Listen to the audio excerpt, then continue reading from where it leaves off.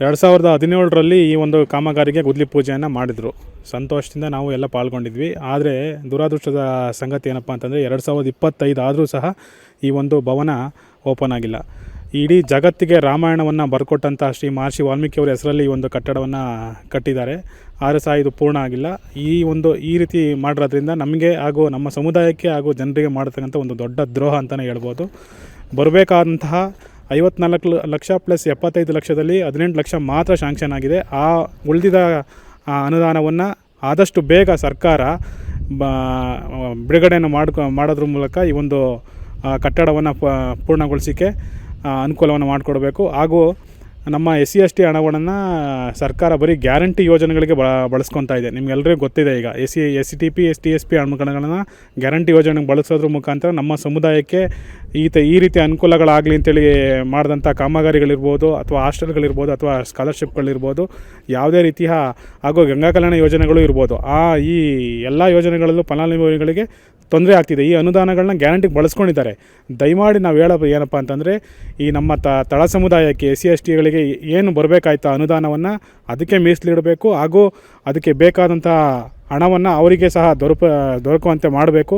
ಹಾಗೂ ಅತಿ ಹೆಚ್ಚಿನ ಆಗ್ರಹ ಏನಪ್ಪ ಮಾಡೋದು ನಾವು ಅಂತಂದರೆ, ಈ ಒಂದು ಕಾಮಗಾರಿಗೆ ಬೇಕಾದಂಥ ಹಣವನ್ನು ಶೀಘ್ರವಾಗಿ ಬಿಡುಗಡೆ ಮಾಡಬೇಕು. ಅದಕ್ಕೆ ಅಧಿಕಾರಿಗಳು ಏನು ಪತ್ರ ವ್ಯವಹಾರಗಳನ್ನು ಮಾಡಬೇಕು ಅದನ್ನೆಲ್ಲ ಮಾಡಿ ಜಿಲ್ಲಾಡಳಿತನೂ ಸಹ ಈ ಒಂದು ಇದರಲ್ಲಿ ಕ್ರಮವನ್ನು ವಹಿಸ್ಕೋಬೇಕು.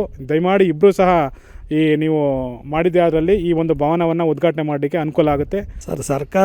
ಸರ್ಕಾರ ಏನು ಮಾಡುತ್ತೆ ಅಂದರೆ, ಒಂದು ತಳಮಟ್ಟದ ಸಮುದಾಯ, ಪರಿಶಿಷ್ಟ ಜಾತಿ, ಪರಿಶಿಷ್ಟ ಪಂಗಡಕ್ಕೆ ಒಂದು ಅನುಕೂಲ ಆಗಲಿ ಅಂತೇಳಿ ಸರ್ಕಾರ ಈ ಭವನನ ಒಂದು 354 ಲಕ್ಷದಲ್ಲಿ ಇವತ್ತು ಕಾಮಗಾರಿ ಅಂತೇಳಿ ಪ್ರಾರಂಭ ಮಾಡ್ತು.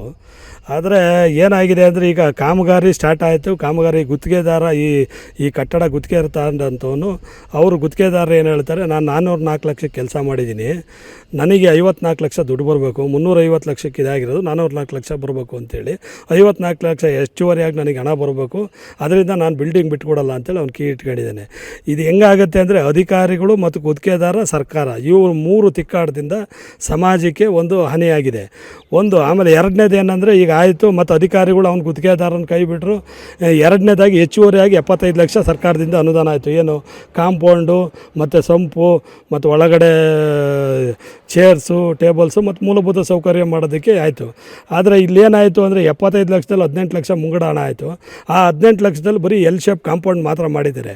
ಈ ಕಾಂಪೌಂಡು ಈ ಇಲಾಖೆ ಮುಖ್ಯಸ್ಥರು ITDP ಅವರು ಇದನ್ನು 18 ಲಕ್ಷ ನಾವು ಇಲಾಖೆಯಿಂದ ಬಿಡುಗಡೆ ಮಾಡಿದ್ದೀವಿ, ಅದನ್ನು ನಾವು ಇದನ್ನು ಗುಣಮಟ್ಟ ಇದೆಯಾ, ಕಳಪೆ ಇದೆಯಾ ಅಂತೇಳಿ ಒಂದು ಪರಿಶೀಲನೆ ಮಾಡಬೇಕಾದ. ಅವ್ರಿಗೆ SC/ST ಬಗ್ಗೆ ಅಷ್ಟೊಂದು ಆಸಕ್ತಿ ಇಲ್ಲ ಬಿಡಿ. SC/ST ಅವರ ಒಂದು ಕಾಮಗಾರಿ ಆಗ್ಬೋದು, ಇಲಾಖೆ ಮುಖ್ಯಸ್ಥರಾದ ತಕ್ಷಣ ಅವ್ರಿಗೇನು ಆಸಕ್ತಿ ಇಲ್ಲ. ಆಸಕ್ತಿ ಇದ್ದಿದ್ದರೆ ಇವತ್ತು ಕಟ್ಟಡ ಓಪನ್ ಆಗಬೇಕಾಯ್ತು. ಮತ್ತು ಹೆಚ್ಚುವರಿಯಾಗಿ 54 ಲಕ್ಷ ಬಿಡುಗಡೆ ಆಗಬೇಕು. ಆಗ ಗುತ್ತಿಗೆದಾರರು ತಿಕ್ಕಾಟನ ಇವರು ಅಧಿಕಾರಿಗಳು ಮತ್ತು ಸರ್ಕಾರದ ಗಮನಕ್ಕೆ ತಂದು ಅವರವರು ಅದನ್ನು ಬಗೆಹರಿಸಬೇಕು. ಎರಡನೇದು, ಈಗ ಬಿಡುಗಡೆ ಮಾಡಿರೋಂಥ 18 ಲಕ್ಷ 75 ಲಕ್ಷದಲ್ಲಿ 18 ಲಕ್ಷ ಬಿಡುಗಡೆ ಮಿಕ್ಕ ಹಣನ ಬಿಡುಗಡೆ ಮಾಡಿ ಕಾಮಗಾರಿನ ಪೂರ್ಣಗೊಳಿಸಬೇಕು ಅಂತೇಳಿ ನಾವು ಆಗ್ರಹಿಸ್ತೀವಿ. ಮತ್ತು ಇವರು ಏನಂದರೆ, ಈಗ ಇಲಾಖೆಯ ಅಧಿಕಾರಿಗಳು ಯಾವ ರೀತಿ ಹೇಳ್ತಾರೆ ಅಂದರೆ, ಒಂದು ಜಾಗ ಒತ್ತುವರಿ ಆದರೂ ಇಲಾಖೆ ಮುಖ್ಯಸ್ಥರು ಜಾಗ ಒತ್ತುವರಿ ಆದರೂ ನನ್ನ ಗಮನಕ್ಕೆ ಬರೋದಲ್ಲೇ ಜಾಗ ಒತ್ತುವರಿ ಮಾಡಿದ್ದಾರೆ ಅಂತೇಳಿ ಒಂದು ಹೇಳಿಕೆ ಕೊಡ್ತಾರೆ.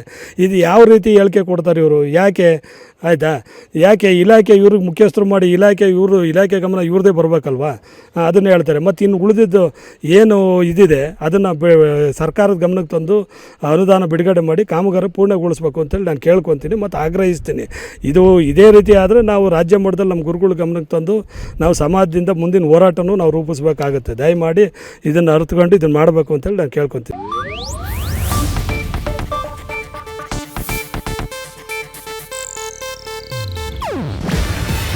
ಇದು ಏಷ್ಯಾನೆಟ್ ನ್ಯೂಸ್ ನೆಟ್ವರ್ಕ್ ಪ್ರಸ್ತುತಿ. ನೀವು ನೋಡ್ತಿದ್ದೀರಾ ಏಷ್ಯಾನೆಟ್ ಸುವರ್ಣ ನ್ಯೂಸ್.